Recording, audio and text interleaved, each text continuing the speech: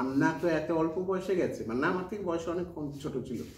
মান্নার সাথে আমার সর্বশ্রেষ্ঠ স্মৃতি ছিল আমরা হোতাপাড়ায় কোন ফিল্মটার শুট শেষ করে একসাথে আসছিলাম। মান্নারের সাথে আমার অনেক স্মৃতি রয়েছে। মান্নার সাথে আমার অনেক, হ্যাঁ, মান্নারের সম্পর্কে আসলে দর্শকরাও খুব জানতে ইচ্ছা আছে, আপনি যদি বলতেন মান্নারের সম্পর্কে। মান্নার সাথে আমার প্রথম কাজ ছিল বোধহয় বাবার আদেশ সিনেমাটা, আমার যতদূর মনে পড়ে। রাজীব ভাই ছিলেন, মান্না, আমি ছিলাম। তো আবার এই রাজীব ভাইয়ের কথা হলো যে রাজীব ভাইও তো আজকে আমাদের মাঝখানে নেই। আর মান্না তো এত অল্প বয়সে গেছে, মান্না আমার থেকে বয়স অনেক কম, ছোট ছিল। তো ওর সাথে অনেক স্মৃতি আছে। ঢাকার বাইরে মানে হোতাপাড়া, মানে মোট কথা ঢাকার বাইরে আউটডোর বলতে যা বোঝায়, আউটডোরের এক ধরনের আনন্দ থাকে আমাদের, আর এফডিসিতে যখন কাজ করি তখন আরেক ধরনের আনন্দ। তো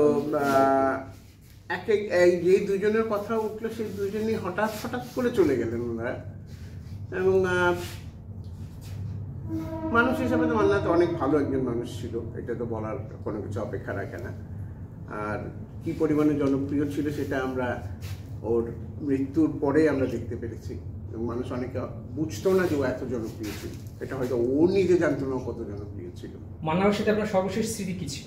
মান্নার সাথে আমার সর্বশ্রেষ্ঠ স্মৃতি ছিল আমরা হোতাপাড়ায় কোন ফিল্মটার শুট শেষ করে একসাথে আসছিলাম। আমি তখন যতদূর মনে পড়ে আমি ওর গাড়িতেই ফিরছিলাম কোথায়, কারণ ওই দিন আমি গাড়ি নিয়ে নেই, আমার এটা স্পষ্ট মনে আছে। ওটাই ওর সাথে আমার লাস্ট যে একসাথে ফিরলাম। আমি অনেক গল্প, আর ও তো টাঙ্গাইলের, আমার বাড়ি ও টাঙ্গাইল, আর প্লাস ও আমার একটু ডিস্টেন্ট রিলেটিভ বাট ক্লোজ। তো সেই দিক দিয়ে আমাদের পারিবারিক আলাপ আলোচনাও হয়েছে, অনেক কথাবার্তা হয়েছে, সব কিছু মিলে ওটাই ওর সাথে আমার শেষ স্মৃতি, এবং একটা লম্বা স্মৃতি, কারণ হোতাপাড়া থেকে ঢাকা তো অনেক লম্বা রাস্তা, লম্বা একটা সময়। আচ্ছা, এবার সালমান শাহকে নিয়ে আপনার অনেক মজার স্মৃতি রয়েছে আমরা জানি, যদি সালমান শাহ সম্বন্ধে কিছু বলেন, বা সেই বিক্ষোভ ছবির সেই ডায়লগটা যদি একটু বলেন। বিক্ষোভ ছবির ও কোন ডায়লগ? যে আমায় অনেক বড় ডিগ্রি দিছে মা, রাইট? হ্যাঁ, ওই যে আবার সেই মৃত্যু,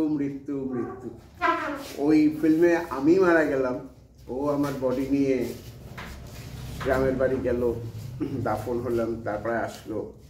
সবাই তো বিক্ষোভের গল্প জানেই, দেখাই আছে। ঠিক উল্টাটা হলো, ওর ডেড বডি নিয়ে আমি হাসপাতাল থেকে এফডিসিতে আনলাম, গোসল করানো, সব কিছু করানো। তো এগুলো না আসলে সব কষ্টের বিষয়। যে তিনজনের কথা হইলো, তিনজন আনএক্সপেক্টেডলি আমাদের মাঝখান থেকে ধাম করে চলে গেছে, যেটা আমরা কেউই আশা করি নাই। তো